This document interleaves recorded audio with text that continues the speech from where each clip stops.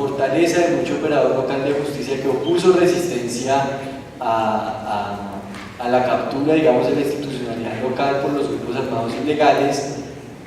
a las alianzas que se estaban gestando en región, así eso a veces les costara la vida. Digamos, si no es gratuito que entre 1979 y 2009 nosotros hicimos una base de datos ahí de violencia contra la justicia y encontramos que 1.487 funcionarios de la rama judicial habían sido víctimas de algún tipo de justicia en esos 30 años. Eso más o menos quiere decir que por semana un operador judicial fue víctima de algún hecho de violencia, ¿no? Que eso es muy grave, ¿no? Y que muestra también que la justicia no fue un convidado de piedra dentro de este proceso, que también hubo una movilización importante, que también hubo gente dentro del aparato judicial tratando de oponer resistencia a esto, aunque fuera de manera insuficiente, débil, y en muchos casos, digamos, eso terminó pues en la muerte de los funcionarios. Pero digamos que la cosa es más compleja y sería injusto con toda esta gente también que dio la pelea, como los de la Rochela, por ejemplo, en el caso que nosotros documentamos dentro del centro, decir que la justicia simplemente fue un instrumento más de la guerra, ¿no? Claro, hubo un diseño estructural que trató de volver la justicia un instrumento de guerra, pero dentro de la justicia misma, por su complejidad interna, hubo espacios que contestaron ese esfuerzo. Y finalmente, también de este periodo es importante resaltar que estamos, digamos, en un contexto de agotamiento de un modelo represivo, de inicio de unas negociaciones de paz en el gobierno de Betancourt, que no solamente reanuda, digamos, el debate que viene de delito político desde el siglo XIX en Colombia, ¿no? Y articula políticamente salidas para la confrontación armada sobre la base de un nuevo trabajo sobre las categorías del delito político, sino que además está acompañada del nacimiento de la guerra sucia. Entonces, es un momento complejo por varias razones. Una, porque es un momento de trabajo, de reelaboración de la tradición jurídica colombiana para abrir las puertas a un proceso de negociación, pero al mismo tiempo es un momento de emergencia de nuevos desafíos sumamente graves y sumamente costosos para el sistema judicial, por cuenta ya de la guerra sucia, es decir, de la privatización progresiva de los mecanismos de represión del Estado. Como si quieren, antes del proceso de negociación con Betancourt, los mecanismos de represión estaban en manos del Estado, eran los militares y en buena medida los que judicializaban a la gente que estaba metida en cosas políticas, pero en medio de todo el hecho de que estuviera dentro del Estado había parcialmente contenido las dimensiones de la violencia. Había por supuesto desapariciones, había por supuesto torturas, pero nada comparable con lo que fue después de la guerra sucia. En el contexto de paz se fue volviendo insostenible mantener dentro del Estado estos mecanismos de represión, y lo que nosotros comenzamos a ver fue que se fueron delegando en privados. En medio de una tradición mucho más antigua de delegación de funciones de seguridad, en este contexto apuestas centrales en materia de manejo de orden público se fueron delegando a privados, y eso hizo, digamos, que también la guerra por un lado se degradara y que la justicia enfrentara retos novedosos en relación con lo que había tenido que hacer, digamos. Si antes la tarea de la justicia era ambigua en el sentido de que era instrumentalizada por el Estado para perseguir a su enemigo y tratando de contener al mismo tiempo esa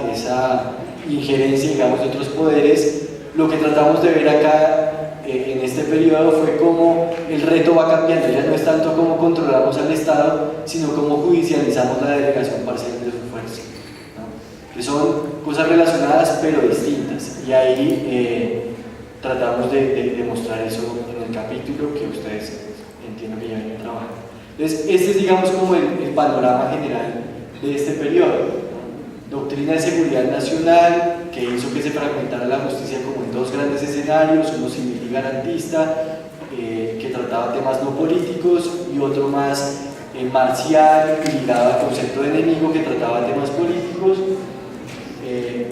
Que trataba temas políticos sumamente inestable por la proliferación de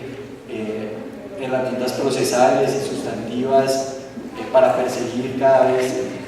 a un enemigo que es cambiante, ¿no? Pero en medio de eso, independencia relativa y surgimiento de guerra sucia y por lo tanto nuevos retos para la administración de justicia, ¿no? Entonces ese es, digamos, como el panorama general, muy resumido, espero que muy puntual, que no me esté perdiendo muchos detalles de lo que fue la justicia heredada del Frente Nacional. Después viene el periodo hemos llamado de las transformaciones de la justicia, que es ambiguo, digamos, que nosotros lo circunscribimos a los años 1987 a 1992, y en el que nosotros encontramos por lo menos 5 puntos importantes. Uno es que, digamos, es un periodo de agudización de la crisis política y de lo que algo han llamado una crisis de hegemonía del bloque en el poder, de hegemonía del bloque en el poder y de hegemonía doble. Por un lado, de erosión de las lealtades políticas tradicionales al bipartidismo, ¿no? Y es lo que el profesor de la Nacional, Francisco Gutiérrez, ha mostrado, digamos, si bien no de destrucción del sistema de partidos, sí por lo menos del tránsito, digamos, a un modelo en el que los partidos eran dueños de los votos, a un modelo más transaccional en el que las redes clientelares son las dueñas de los votos y ya no los partidos como colectividades grandes, ¿no? Esa erosión, digamos, de la hegemonía entre las clases dirigentes, si quieren, y la población fue importante y fue parcialmente contestada por mecanismos represivos, pero también había otra crisis de hegemonía que afectaba al bloque mismo en el poder, y era el surgimiento de una nueva clase poderosa, económica, política y socialmente, ligada sobre todo al narcotráfico, ¿no? Entonces hay lo que hemos llamado en ese capítulo una doble crisis de hegemonía de los poderosos en relación con los que no tienen poder o los que han sido excluidos del poder, y una crisis de hegemonía dentro de los poderosos mismos. Ambas tratan de ser saldadas por vía judicial, que es una de las tensiones que vamos a tratar de ver, ¿no? Digamos, la fractura, digamos, en las lealtades políticas tradicionales en parte trata de ser resuelta a través de mecanismos represivos, pero también la homogeneidad del bloque en el poder para a veces ponerle límites, a veces permitir hasta cierto punto la entrada de estos nuevos personajes con poder ligados al narcotráfico, también pasa por nuevas instituciones y nuevos desarrollos en materia judicial, ¿no? Ante ambas cosas está respondiendo la justicia en ese periodo, ¿no? A seguir garantizando, si quiero lo que llamaba al principio, el control sobre la población, pero al mismo tiempo cierta homogeneidad en la clase dirigente, en el bloque en el poder, ¿no? Eso por un lado. Y esa, digamos, doble crisis de hegemonía está también acompañada de un proceso de autonomización progresiva de las fuerzas militares, por lo menos desde un punto de vista, digamos, hay una palabra que se me está yendo, pero ya no formal, sino subterráneo, si quieren, digamos, escondido, ¿no? Hay un proceso, digamos, que ya no se puede hacer públicamente, en parte porque a finales de los 80s es cuando el gobierno de Virgilio Barco declara que es ilegal armar a civiles, declara inconstitucional o tumba, echa para atrás la legislación que había desde el 65, que se volvió legislación permanente en la ley 48 del 68, que permitía la creación de autodefensas. Eso también se cae, entonces todo esto se mantiene, pero de manera subterránea, ¿no? Entonces, además de esa doble crisis de hegemonía, hay también un proceso, digamos, de delegación subterránea de los mecanismos de coerción. Entonces, por un lado está ese proceso que es muy complejo, que tiene doble crisis de hegemonía y además autonomía subterránea. Hay una palabra que es mejor, pero ahorita se me está yendo, pero digámoslo así, autonomía subterránea de los militares por la vía de la delegación subterránea también de los mecanismos de coerción. Lo segundo es que El activismo judicial del 87, que yo les decía hace un momento, que puso límites a las competencias de militares sobre civiles y límites también al ejercicio del derecho penal del enemigo, tuvo un efecto paradójico, y es que muchas de estas instituciones, en vez de abolirse, se fueron normalizando. En vez de manejarse como disposiciones excepcionales, se fueron integrando dentro del orden interno, digamos, jurídico colombiano. Y eso, digamos, tiene un momento de expresión fuerte, ya incluso en el contexto constitucional, que fue el llamado Congresito, que terminó metiendo dentro de la Constitución, así fuera como artículos transitorios, buena parte de las disposiciones que habían nacido en contextos de excepción, ¿no? Entonces, el activismo judicial que trató de poner límites, en parte tuvo resultados ambiguos, porque en parte hizo que la normalización, que se surtiera, digamos, un proceso de normalización de disposiciones excepcionales, ¿no? Y ahí hay algunas instituciones emblemáticas, como la justicia de orden público, como la justicia sin rostro. De pronto ustedes pues, estaban muy chiquitos cuando eso, y no todo eso, pero un buen número tendrá de oídas noticias sobre lo que fue la justicia sin rostro, pero era un procedimiento muy difícil en el que uno a veces ni siquiera sabía por qué lo estaban juzgando, uno no conocía cuáles eran las pruebas con las que lo estaban acusando. Digamos, era un proceso muy que le iba muy mal en un juicio, digamos, de garantías de los derechos de los acusados, ¿no? Y todo eso se volvió, digamos, ordinario. Entonces, mucho de lo que antes era excepcional se fue volviendo ordinario en este momento de nuestra historia. También hay un esfuerzo importante en este momento de tecnificar la investigación judicial para superar las limitaciones históricas en materia de instrucción, ¿no? Entonces, saben que una de las críticas que todavía es importante, aunque la Fiscalía ha tratado de avanzar en eso, es que no hay recursos suficientes y no hay capacitación suficiente para que los funcionarios judiciales puedan investigar crímenes cometidos por organizaciones complejas como son las que están detrás de graves violaciones de los derechos humanos, ¿no? Pero en el momento, digamos, se crea el embrión de lo que después sería el CTI, y eso produce efectos, ¿no? Y uno ve en las investigaciones que hacían los jueces de instrucción de orden público avances significativos en su capacidad investigativa, ¿no? Si ustedes leen los expedientes de la Rochela, los expedientes en su momento de lo que estaba sucediendo en Trujillo, o incluso lo de Honduras y la Negra, son expedientes donde hay un aparato judicial que es mucho más fuerte, por lo menos uno lo compara con lo que era 10 años antes en materia de investigación, y eso uno lo puede constatar en el momento, y tiene efectos, ¿no? Tiene efectos.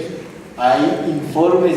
tanto de jueces como del Ministerio Público en su momento visibilizando esas alianzas, informes que aún hoy son fuentes muy importantes de información para nuestras investigaciones y para todos los que se dedican a estos temas.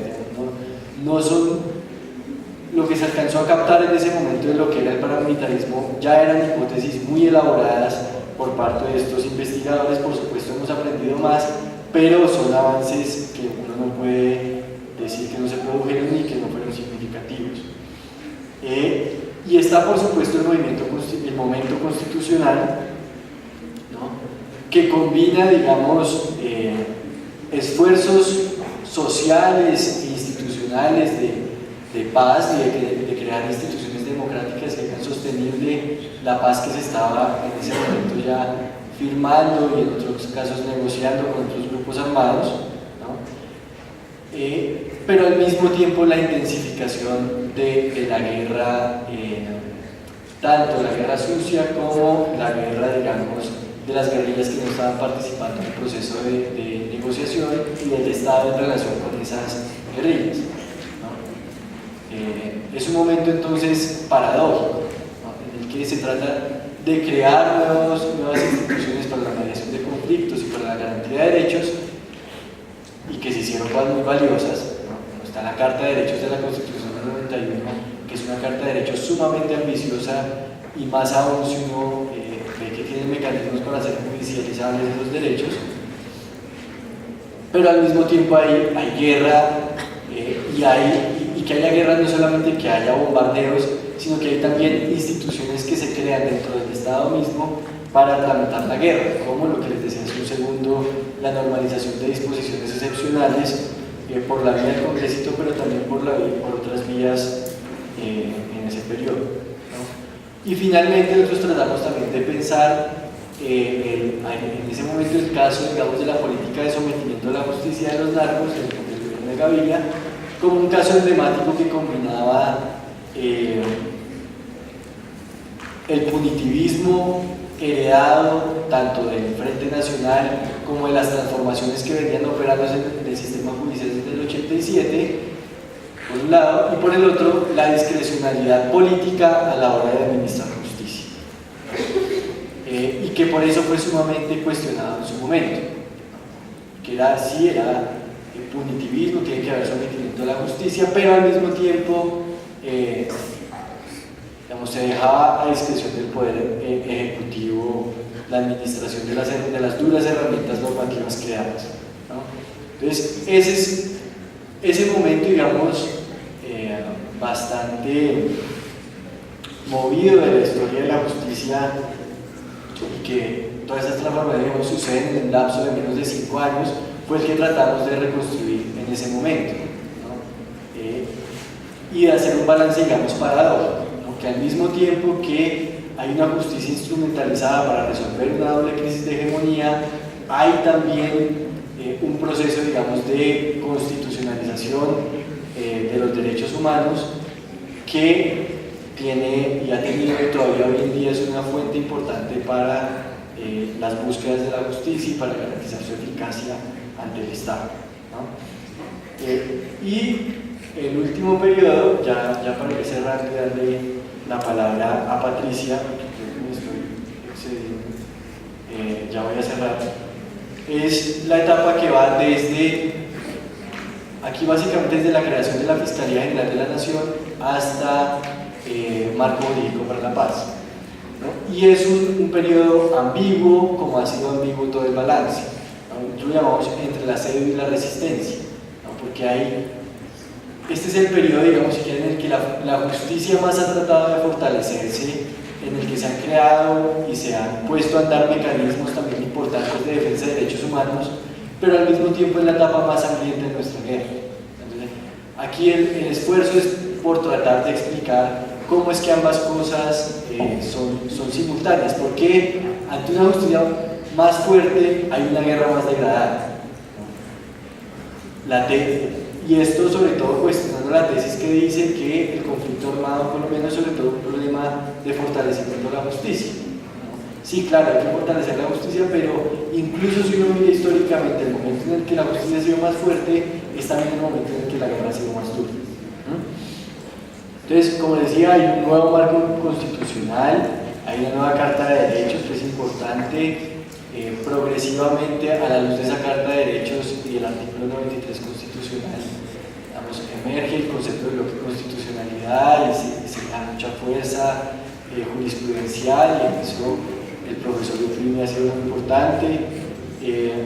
pero al mismo tiempo hay distorsiones autoritarias de la justicia, que con el mantenimiento de la justicia sin rostro hasta 1999, que tienen que ver con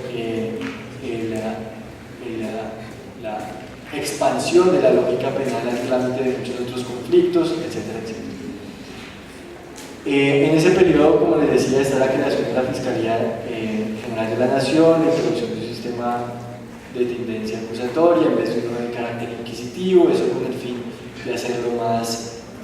garantista y de hacer además el sistema mucho más eficaz en la lucha, en principio, contra el crimen organizado. Y esto es importante porque uno de los argumentos fuertes para crear la Fiscalía no fue solamente hacerla más eficaz, sino hacerla eficaz en relación con el crimen organizado, ¿no? Hacerla más fuerte para que pudiera investigar los crímenes más complejos, ¿no? Y en algo de eso ha avanzado con limitaciones, pero algo de eso se ha hecho, en particular después de la creación de la Unidad de Derechos Humanos, que ha hecho avances, pero que en ausencia de una política criminal consistente por parte del Estado, pues se ha quedado corta, digamos, y en parte no ha tenido los efectos esperados en sus dimensiones.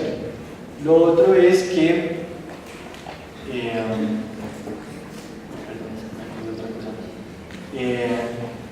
en este mismo contexto, digamos, de fortalecimiento del aparato de justicia, de creación, digamos, de una carta de derechos y de creación y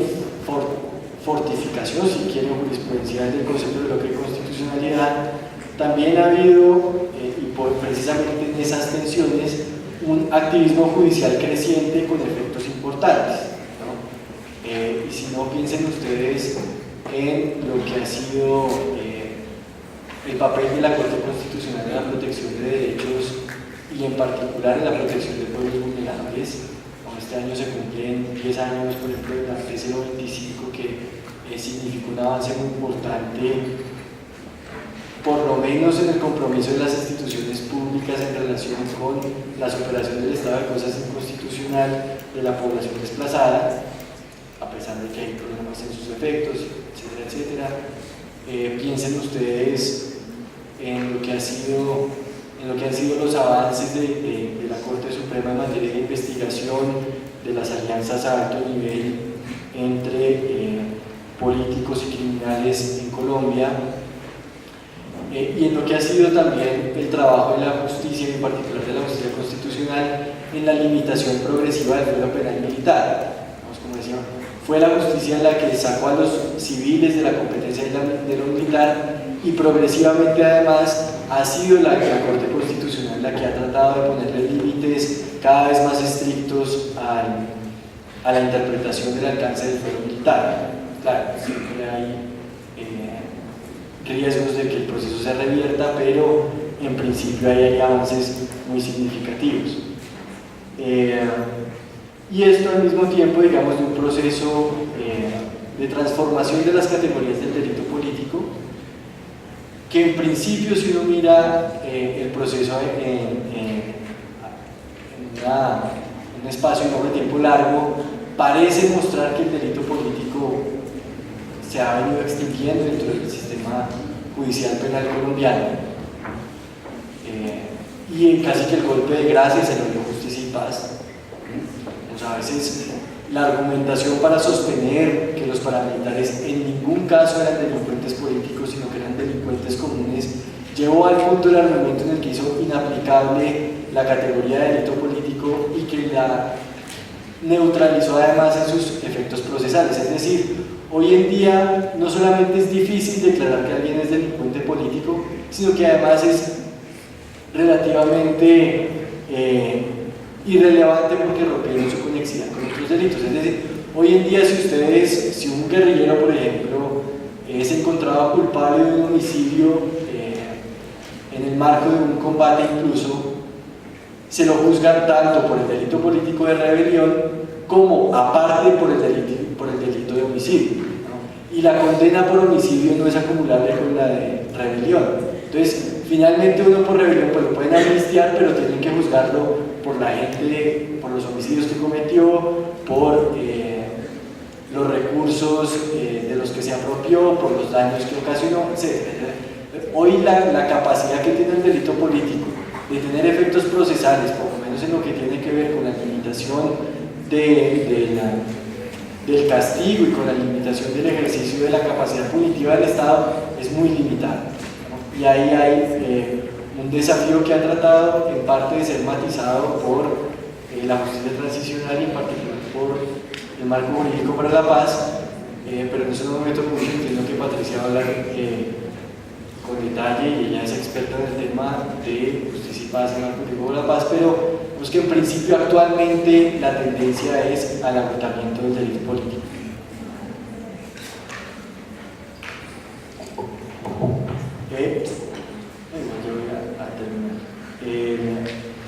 Entonces, bueno, ahí está entonces por un lado la historia pues del delito político, acompañada de manera paradójica del diseño de mecanismos de justicia transicional en materia penal y en materia civil, ¿no? Porque uno pensaría que, ¿por qué paradójica? Porque uno pensaría que un delito político agonizante incidiría en la incapacidad de un Estado para hacer mecanismos de justicia transicional sólidos, ¿no? Como si no hay una distinción clara entre delito político y delito común, y si no es aplicable la distinción, si finalmente es muy difícil probar algo como la rebelión y todo termina siendo codicia de los actores armados que debe ser condenada, pues es muy difícil fundamentar mecanismos de justicia transicional. Pero en Colombia es otra paradoja adicional. Al mismo tiempo que se ha diluido el lenguaje del delincuente político, ha aparecido también el lenguaje de la justicia transicional y con avances importantes, ¿no? Tanto en lo que tiene que ver con justicia penal, y ahí están lo que se ha avanzado en materia de justicia y paz y lo que se está hasta ahora pensando de lo que debe ser la judicialización de las guerrillas y llegar a buen término en el proceso de negociaciones en curso, pero también mecanismos de justicia transicional en materia civil, ¿no? Que es lo que hasta ahora se ha tratado de hacer en parte con los procesos de restitución en materia judicial y lo que se ha hecho de reparaciones por vía administrativa. Ahí hay avances también muy limitados, por supuesto, pero que no dejan por ello de ser avances, ¿no? Claro, la restitución en este momento tiene problemas de operatividad muy grandes, no solamente, ustedes saben que ese proceso tiene dos etapas grandes, una etapa administrativa que está sobre todo a cargo de la unidad de restitución de tierras y otra parte judicial, digamos, que está en manos de los jueces de tierras. Y los trancones están en ambos lados, tanto en la etapa administrativa, que tiene que microfocalizar unas regiones en las que se pueden emprender procesos de restitución con los criterios que ellos tienen. Ahí hay una fila larguísima que, según un texto del Observatorio de Tierras de aquí en la Nación, más o menos duraría entre 100 y 110 años si se cumplen las condiciones en las que ellos creen que van a poder aligerar su funcionamiento. Y eso en la etapa administrativa, y en la judicial además hay todavía inercias, digamos, de la forma civil de administrar justicia que empañan o enmarañan aún más de lo que está el problema de la restitución. Y en materia de reparaciones colectivas, digamos, también los esfuerzos han sido incipientes, pero existen. Están los procesos de reparación colectiva en la unidad de víctimas, que coordina la unidad de víctimas, que en este momento ya dentro de fase de implementación, pero que todavía están sobre la pregunta, digamos, del carácter y la naturaleza de los sujetos colectivos y del carácter y la naturaleza de los daños colectivos que se han ocasionado en esta guerra, ¿no? Entonces, ya para ir cerrando y no robarle tiempo a Patricia y no cansarnos más a ustedes, vemos que el balance es ambiguo. Es ambiguo, pero esa ambigüedad es necesaria de asimilar en el diseño de instituciones de posconflicto, ¿no? En el caso colombiano, tanto en lo que tiene que ver con la justicia transicional que se debe hacer cargo de los legados autoritarios de esta guerra, como en lo que tiene que ver con la construcción futura, digamos, de instituciones democráticas, el hecho de que la justicia no haya colapsado y el hecho de que haya conseguido poner algunos límites,